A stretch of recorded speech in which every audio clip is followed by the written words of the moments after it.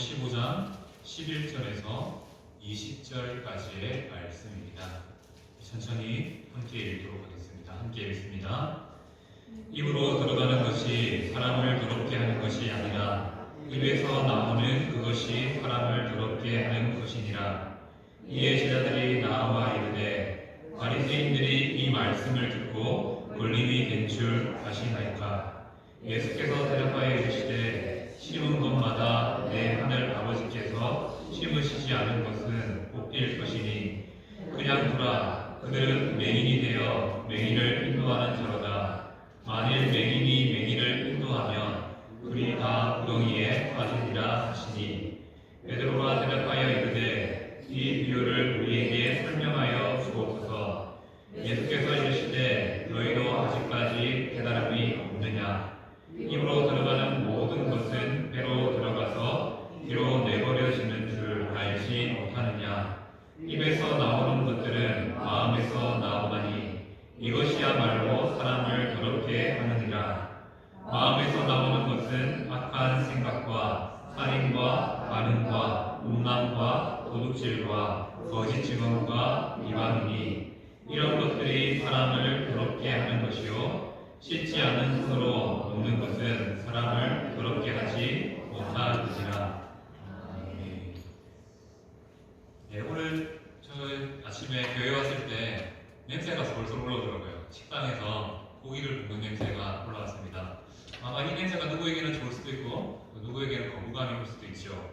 그런데 그 냄새가 난다는 것은 무엇을 의미합니까? 식당에서 고기 반찬을 하고 있다라는 것이 됩니다. 마찬가지로 우리가 살면서 커피 원두를 가는 집에 가면 커피의 향기가 나타납니다. 그리고 마늘을 열심히 빻고 있는데 옆에 가면 마늘 향이 코를 찌르기도 합니다. 뭐 당연한 이야기지요. 그런데 우리가 그 냄새를 통해서 향기를 통해서 그 근원이 무엇인지 가늠할 수 있습니다. 우리의 삶에도 이러한 향기와 같은 역할들이 나타나지요. 무엇입니까? 우리 삶에 어려움이 닥쳤을 때 원망이 가득하면 원망의 말이 우리 삶에 마음에 있는 것이 나타나게 되어 있습니다. 반대로 우리 삶에 감사가 넘치면 감사의 말이 흘러나게 되어 있다는 것이죠. 어찌 보면 우리가 말하는 이 말 한마디가 우리의 마음의 향기를 담을 수 있다는 것이죠. 그리고 우리의 말에 우리의 인격, 성품이 담겨질 수 있다는 것입니다. 그런 차원에서 오늘 말씀을 함께 보면 오늘 말씀은 이렇게 시작하죠. 입으로 들어가는 것이 사람을 더럽게 하는 것이 아니라 입에서 나오는 그것이 사람을 더럽게 하는 것이니라 라고 말씀하고 있습니다. 자, 오늘 말씀은 지난주 장로들의 전통을 가지고 온 종교 지도자 바리새인과 서기관들이 예수님의 행동, 제자들의 행동에 대해서 전통을 따라서 비판하던 그 이야기의 연장선에 있는 말씀입니다. 자, 오늘 12절 말씀을 보면 제자들이 예수님께로 나와서 말하죠. 바리새인들의 반응을 전달합니다. 바리새인들이 예수님의 말씀을 듣고 걸림이 되었다라고 보고합니다. 걸림이 되었다는 것은 무엇을 의미합니까? 다른 사람으로 하여금 죄를 짓게 만들었다라는 의미가 담겨 있습니다. 이 이야기를 바리새인들에게 적용하면 이거죠. 예수님의 말씀을 듣고 바리새인들이 자신의 권위가, 자신의 위치가 깎이는 것, 손상된 것을 불쾌하게 여겼다는 의미가 걸림이 되었다는 이 의미에 담겨 있습니다. 예수님의 말씀이 그들을 깨우쳐 바른 길로 인도한 것이 아니라 예수님의 말씀이 오히려 걸림이 되어서 자신들의 마음을 불쾌하게 만들었다라는 것이죠. 자, 12절 말씀은 이렇게 걸림이 된 대상이 바리새인들이다라고 묘시하고 있습니다. 하지만 우리가 앞선 말씀을 통해서 예루살렘 공회가 종교 지도자들 바리새인과 서기관들을 예수님께 보냈습니다. 여기서 근데 바리새인들만 이야기하고 있는 것을 보게 되죠. 이건 쉽게 이해할 수 있는 것이 무엇이냐면 대부분의 서기관들은 바리새파에 속한 사람들입니다.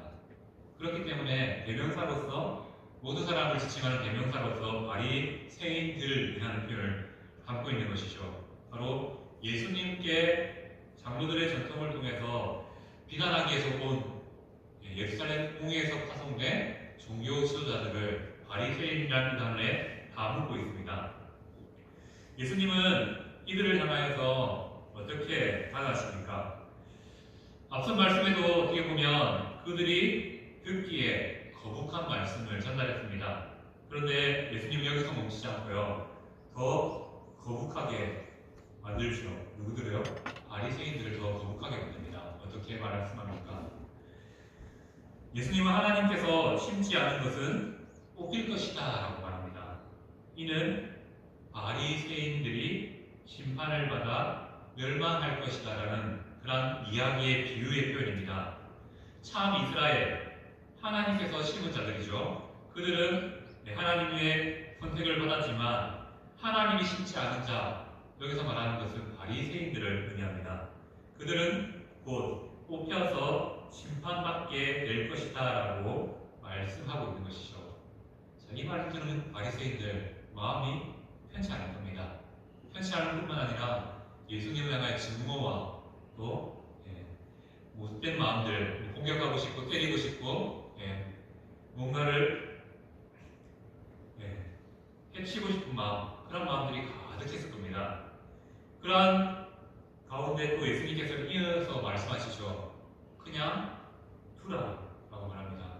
바리새인들이 그렇게 하든지 말든지 어떤 마음을 품든지 일단 그냥 두어라 라고 말씀하십니다.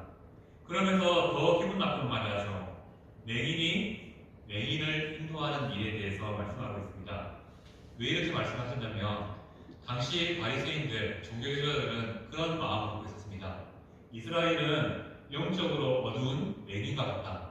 그래서 우리들이 나서서 말씀을 가르쳐야지 이들이 맹인의 길이 아니라 눈뜬 자의 길, 바른 길을 걸을 수 있다. 그래서 자기들은 종교지도자들은 이런 마음이 있었죠. 우리가 바로 맹인을 바른 길로 인도하는 인도자다. 그런 생각을 가지고 그런 말들을 하고 다녔습니다. 하지만 예수님은 말씀하시죠. 너희가 인도자가 아니라 너희도 맹인이다. 맹인이 맹인을 인도하는 어떤 일이 하느냐. 앞에 구덩이가 있으면 둘 다 결국 그 구덩이에 빠지게 된다라고 말합니다. 너희의 행함이 이 눈먼 사람들을 바른 길로 인도한다라고 말하지만 아니다. 너희의 눈어두움이 오히려 이 맹인들을 더 깊은 수렁으로 빠지게 만든다. 결국 모두가 멸망받게 만드는 것이 종교 지도자들 바로 바리새인들의 모습이다라고 신랄하게 비판하고 계신 겁니다. 아마 이 말을 들은 바리새인들이 마음이 아프겠을 겁니다. 왜 그렇습니까? 바리새인들은 성경에 있어서 권위 있는 해석자들입니다. 그들은 누구보다도 말씀을 잘한다라고 자부하는 자들이죠. 그런데 그 말씀을 잘하는 자들이 말씀을 가지고 말씀의 의미를 말하는 것이 아니라 장로들의 전통이라고 말하죠. 그들이 만들어 놓은 기준과 전통을 따라서 예수님을 판단하고 유대인들을, 이스라엘 백성들을 판단했다는 것입니다. 그래서 그들은 잘못된 가르침을 가르치고 있기 때문에 자기들만 멸망하는 자리로 가는 것이 아니라 이스라엘 백성들도 다 함께 끌고 멸망으로 인도한다는 것을 바로 이 표현을 통해서 설명하고 있는 것입니다. 이때 또 베드로가 또 한마디 합니다. 어떤 말 합니까? 이 비유를 우리에게 설명해 주세요라고 예수님께 요청하게 됩니다. 예수님이 바리새인들을 향하여서 이렇게 비유적으로, 은유적으로 말씀하고 계셨는데 예수님과 함께했던 대표 제자인 베드로가 뭐라고 합니까? 지금 이 이야기를 도무지 이해하지 못하고 있는 겁니다. 답답하지 않습니까? 바리새인들에게 했던 이 말에 대한 의미를 예수님의 제자인 베드로가 이해하지 못하고 있습니다. 베드로만 그랬을까요? 같은 내용을 다루고 있는 마가복음 7장을 보면 여기서는 베드로라 말하는 제자들이 질문 비유에 대해서 설명해달라고 요청하는 내용이 나타납니다. 이 말은 무엇입니까? 예수님이 하신 말씀을 예수님과 늘 함께 생활했던 제자들이 온전히 이해하지 못하고 있다는 것을 말하고 있는 것이죠. 그래서 예수님께서 이렇게 말하죠. 너희는 아직까지 깨달음이 없느냐라고 말씀합니다. 제자들의 깨닫지 못함을 예수님께서 바리새인들과 같이 책망하고 계신다는 것이죠. 이유는 간단합니다. 제자들은 예수님과 오랜 시간을 함께 했고요. 또 기적을 보았고 말씀을 들었습니다. 그리고 또 그 말씀을 전하는 자로서 파송받았던 적도 있습니다. 그렇게 예수님을 누구보다도 더 잘 알고 잘 말해야 될 자들이 예수님이 하신 지금의 이야기를 온전히 깨닫지 못했다는 것이죠. 이것은 무엇을 의미합니까? 우리에게 적용하면요, 우리가 오랜 시간 신앙생활을 한다고 해서 말씀을, 하나님의 마음을 온전히 이해하지는 못할 수도 있다는 것을 말합니다. 어찌 보면 말씀을 깨닫지 못함은 제자나 바리새인들이나 똑같다는 겁니다. 왜 그럴까요? 그들은 지금 자신의 상황에서, 자신의 기준에서 예수님의 말씀을 듣고 해석하려고 하기 때문입니다. 내가 가진 장로의 전통들을 가지고, 이스라엘 가운데 계속 이어오던 전통들을 가지고 예수님을 판단하는 거죠. 제자들도 자신에게 있는 예수님에 대한 꿈과 소망, 어떤 겁니까? 예수님이 왕이 되시면 내가 한 자리 할 건데, 내가 그 한 자리에서 떵떵거리며 살 건데, 그런 마음이 은연 중에 있는 거죠. 그러니 예수님께서 하시는 말씀을 자기의 기준으로 판단하려고 하니, 해석하려고 하니까 해석이 되지 않는 겁니다. 그래서 예수님께서는 이 비유를 더 정확하게 설명하시죠. 어떻게 말씀하십니까? 이 비유의 의미를 이렇게 설명하십니다. 자, 입으로 들어가는 것이 뒤로 나오는 것은 당연한 원리이다. 우리가 음식을 먹으면 화장실에서 배출하는 것, 이건 당연한 것이다. 그렇다고 해서 음식이 우리를 더럽게 하는 것이 아니다 라고 말씀하시죠. 왜냐하면 음식 자체가 부정하지 않기 때문입니다. 그런데 바리새인들이 말하는 것은 무엇입니까? 씻지 않은 손으로 먹은 음식이기 때문에 그 음식이 사람을 더럽게 한다라고 말합니다. 음식이 우리를 더럽게 하지 않지만 바리새인들은 음식이 우리를 더럽게 한다라고 말하죠. 바로 율법의 정결법, 의식법이 그들에게는 더 중요하다라고 말한 거죠. 그래서 그 중요하다라는 생각을 가지고 예수님을 판단하고 평가한 겁니다. 그러니 예수님과 예수님의 제자들의 모습은 부정하다, 더럽다라고 평가한 것입니다.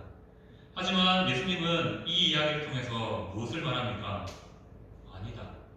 입으로 들어가는 것이 사람을 더럽게 하는 것이 아니라 마음속에 있는 것이 입으로 나오면 그것이 사람을 더럽게 만든다라고 말씀합니다. 무엇입니까? 우리가 마음에 있는 것이 입 밖으로 나오는 것이 무엇이 있습니까? 이어지는 19절 말씀은 이렇게 말하죠. 뭡니까? 악한 생각, 살인, 간음, 음란, 도둑질, 거짓 증언, 비방이 마음으로부터 나와 입으로 나왔기 때문에 그것이 사람을 더럽게 한다라고 말씀하고 있는 것이죠. 이렇게 우리의 마음 속에 있는 것이 더러워질 수 있는 것이지 입으로 들어가는 것이 우리를 더럽게 하지는 않는다는 것을 말합니다. 이건 무엇을 의미합니까? 우리의 마음이 얼마나 중요한가 라는 겁니다. 자, 종교 지도자들, 바리새인으로 불리는 그들은 어떤 마음으로 봤을까요? 어떤 마음으로 봤을까요? 예수님이 틀렸다, 제자들이 틀렸다는 것을 증명하고 그들을 비난하기 위해서 예수님과 제자들을 비난하기 위해서 왔습니다. 이미 마음 가운데 뭡니까? 악한 마음이 가득했던 것이죠. 그래서 그들은 그 악한 마음을 근거로 해서 나오는 말들이 선하지 않다는 겁니다. 그런데 자기들 말하죠. 예수님이 더 선하지 않다, 더럽다. 제자들이 더 더럽다. 자신의 기준을 가지고 그렇게 판단해 버리는 것입니다. 이러한 우리에게 예수님은 아니다. 입으로 들어가는 것이 아니라 마음 속에서 있던 것이 우리의 입 밖으로 나오면 이것이 바로 우리를 더럽게 한다는 말이죠.